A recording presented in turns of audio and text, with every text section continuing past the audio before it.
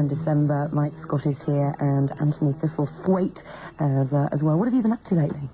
Been in the studio mostly, recording, finishing old stuff, all for this new record that's coming out. Been living in the studio. Actually, I'm glad you've taken your sunglasses off, because it's very, very difficult when you talk to people and you can't see their eyes. Well, you see them now, yeah. Yes. Yeah. So, do you mind sort of working intensely and things like that? Yeah, I mind it intensely. You hate it intensely, yeah, or what? I really hate it. It's just like being in hell, being in the studio for a long time. You know, you don't see daylight. We've missed spring. Yeah, we've been working very hard rehearsing the band and touring. Well, you've been working very hard in many ways, because you don't only work with the Waterboys. I mean, Bruce Foxton mentioned you last week. You've been doing stuff with him, haven't you? Yeah, well, the Waterboys has always been my main priority, and sort of from now on, that's what I'll be doing. So are the Waterboys now sort of permanent setup? More or less, yeah. Yeah, we have a 5-piece group. That sounds great. Actually, I must apologise. I played December, and when I put it on before, you went, oh, you're not playing that, are you? Haven't you got anything else? Why? It was just done a very long time ago, and I don't really recognise the guy singing on it anymore. That's all. That's all right. I don't mind the track. It's just very old. Yeah. I was saying to you before, is it religious in any way, that track? Only that it talks about something that has to do with religion. You know, in verse 4, it mentions Jesus Christ our Lord, you know. But it's not being religious, it's just talking about him, about what happened to him, what happened to what he said. There's more to you, Mike, than meets the eye. I mean, when I was sort of reading up about you and finding out things about you, you've done quite a lot, haven't you, in such a short time, really? Yeah, I suppose so. I mean, you got into the music business when you were 17. How did that actually come about? I don't know. I was about that age when I started recording. But I didn't join the London music business, as it were, till a bit later, when my group Another Pretty Face started making records. That was when I really started working full-time. That's about 5 years ago. So what sort of person were you at 17? Were you precocious and mature or immature or what? I think I was a fine young man. Fine, upstanding young man. Yeah. And what was it about the music business that actually attracted you?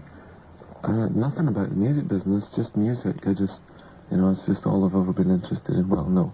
All I've ever been interested in doing is playing guitar loudly and singing songs. So it was natural that I should seek to do that with my life. Did you leave school quite early then? No, I stayed on full 6 years. What were you doing? I mean, what did you study? Well, English was my main thing. You like writing, don't you? Sometimes when it's good, I like it. How important are lyrics to you then? Most. What about poetry and things like that? Yeah, I do. I write that kind of stuff, but I haven't had much time over the last year to put it in order. I've got stacks of papers at home with poems and ideas and synopsises of books and things all written, and I just need maybe about 3 years off to put it all into order. What sort of things do you write about? Life, really. I don't know. That's a big question. I mean, how can I describe what I write about? No, I mean, are you sort of spurred on by observations, or is it moods, or what? Things that I think about, thoughts, realizations that come to me, so often end up in songs. Is it poetry that is meant to be read by others then? I mean, are you terribly sort of guarded about the whole thing? I mean, do you mind people reading it? I don't think I've worked at it enough yet to know, really, because music and the Waterboys and songs and recording and playing has taken up all my time and all my thought for the last year and a half. So all the other things that I'm trying to do creatively have just been put to the side, so I haven't thought about them in that way at all. Now, when the Waterboys originally sort of set out, I mean, everybody got the impression that it was Mike Scott and nobody else. I mean, was that the case? I mean, were you a sort of one-man band? Yeah, I was then. Well, Anthony was around, but not very much. So how did you get involved, Anthony? Oh, Michael heard something I'd played on for someone else. What were you playing then? Were you playing bass or sax? Or saxophone. That's my main instrument. In fact, I'm playing bass now, and it's just sort of accident, really. So what happened? I mean, he phoned me up and asked me to come and play. Yeah, he was on a record by Nicky Sudden, and it had this saxophone solo, and it started, and it was just this fantastic, huge noise. I'd never heard anything like it, so I had to find that sax player. So what about the rest of the band? I mean, how did they get involved? How did the Waterboys actually evolve? Well, Kevin, the drummer, he was a friend of Anthony's, and they played together in groups, and Anthony brought him along.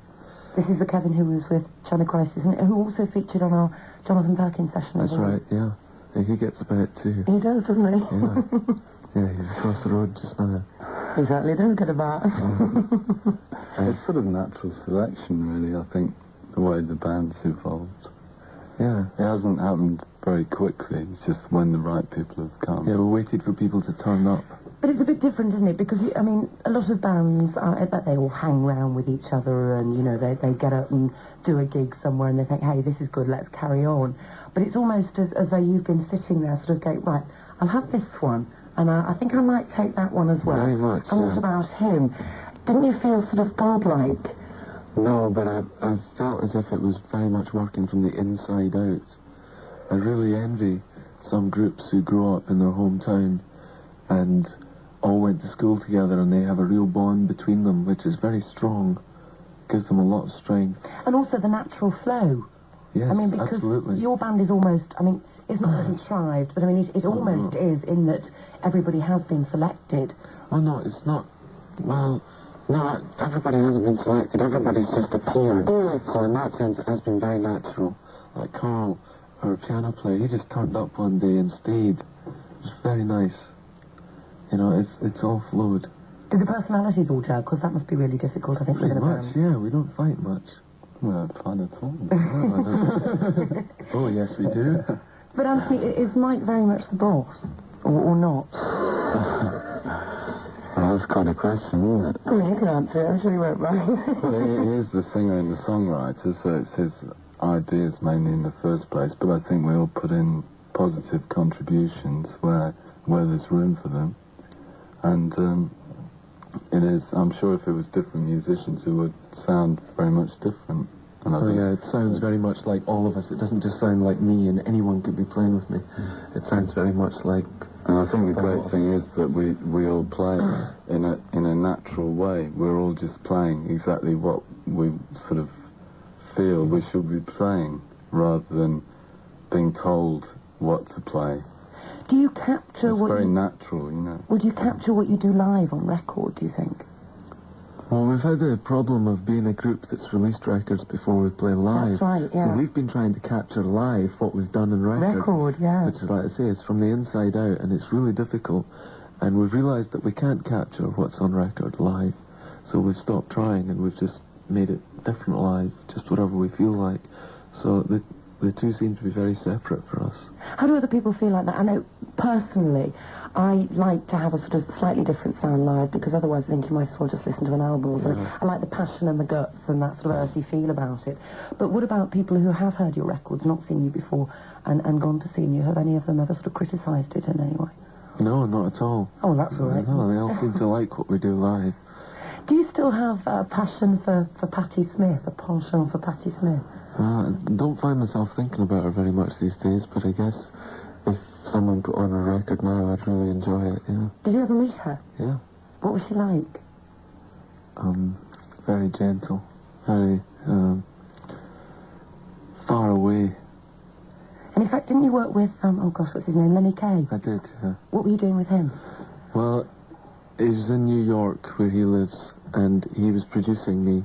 We did a bunch of my songs with his drummer, and Lenny played bass, and it lasted about a week. Then I came back to London, not very happy, because it didn't turn out very well. Had you gone with the intention of staying, or Oh, no, just went to do the recording sessions. Just a brief fly-in visit. You're going up to Scotland tomorrow, you're going home? Because, I mean, you're from Ayr? Yeah, I probably will, actually. I'll drop in. Yeah, I was thinking of going to the Isle of Mull. Yeah. Oh, I believe it's amazing there. Somebody was saying I should go there for a complete break.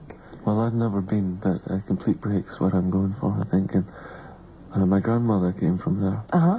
So I'm very interested to take a visit back there and see if any sort of missing parts of the picture slot into place. What will you do, sail from Oban? I don't know, I guess so. Or is it really nice? I haven't really thought about it at all yet. I'll have to organise it all on Monday. Do you like to get away from it all, both of you? I mean, get away from the sort of pressures, the telephones ringing and deadlines and that sort of thing? Yeah. Anything better than that. Are you into astrology? No. I heard a rumour somewhere that you were.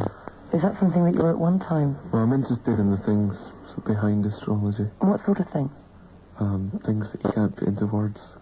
Really. Like what? I mean, there must be a way of sort of explaining it. Not really. Not with the amount of time we have. Try. No, I can't explain such things, really. Are you into fate or anything like that? Oh, I'm certainly interested in seeing what fate does and what fate has in store, and in working with fate. It seems to be the best purpose in life is to work out your fate and then work with it. And then, just zoom. Is that possible, though? Yeah. In what way? Just adjust your life accordingly to the winds of fate. But then, that's not fate, is it? Yes, it is. Fate is... Well, you see, if I just explain very briefly like this, it'll just sound like gobbledygook. If I was to take, the rest of your show up and explain very slowly, I might make some sense. But it's something that you find very, very difficult to talk about. It just is very difficult. In a short time. Yeah, it's just very difficult to talk about, yeah. So, are you going back to the studio now, or what? I mean, what have you got planned? No, I'm not going into the studio for quite a long time. All that work is finished. We're probably going to be playing again soon, as a group. Did you enjoy doing the tour? Oh, yeah. Yeah, playing's great. So you're looking forward to getting back on the road again. Will it be in this country only, or will it take you further afield? We're just not sure yet. We may have some gigs in Europe coming up, but we should be playing here with our LP coming out at the end of May. We should have some gigs here sometime. What's the album going to be called? Do you know yet? A Pagan Place.